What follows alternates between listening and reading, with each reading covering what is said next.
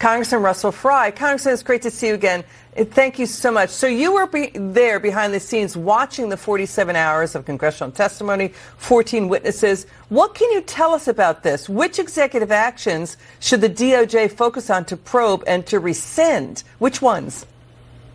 Well, I think a lot of them, right? I mean, there were emails, particularly on the pardons, which was most disturbing, is there were emails back and forth between staff directing use of the Autopen on the pardons. I mean, the interesting thing that the Speaker brings up earlier is the Constitution delegates authority of pardons to the president himself. It does not delegate it to staff or senior White House officials. It delegates that authority to the president. Even if you could delegate that authority, there is no indication from the president that he did that himself. And so we're stuck here right now, including with two murderers in the district that I represent that were pardoned by the Autopen. And so it's incredibly frustrating to see what the American people have seen for 4 years.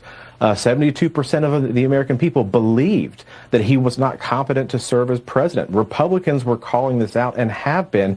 Now we have senior White House staffers that, unless they pled the Fifth, which they did pretty routinely, have really given us the first glimpse of behind the scenes on how President Biden really wasn't running the country. So it's the pardons. It's the pardons of some serious and violent criminals involved here. So is it true Hunter Biden was in the room for these controversial preemptive pardons that Joe Biden gave to his 5 family members, including also Dr. Anthony Fauci, General Mark Milley, the lawmakers who served on the January 6th Select Subcommittee, and including preemptively pardoning Hunter Biden? So he was in the room.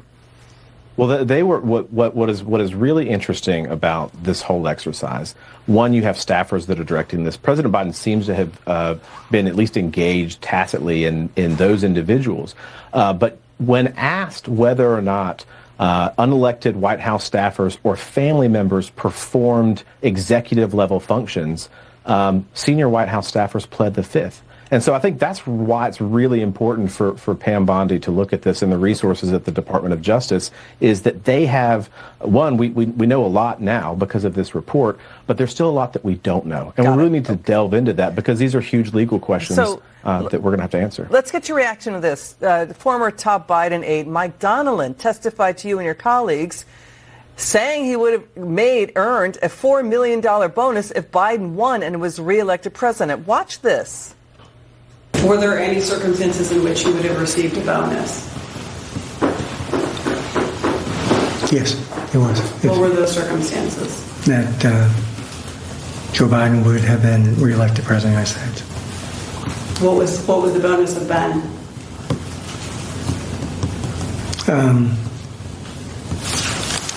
I believe it would have been $4 million. In addition to the $4 million that you were already paid? Yes. What is that about? That he would have earned $4 million bonus if Biden won re-election? What is going on here?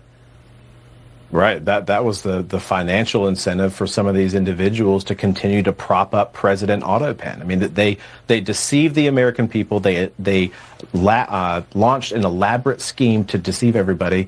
It's unconscionable, and there was financial incentives as well. Interesting. We'll stay on the story. Congressman Russell Fry from House Oversight, thanks for being with us. Now we're moving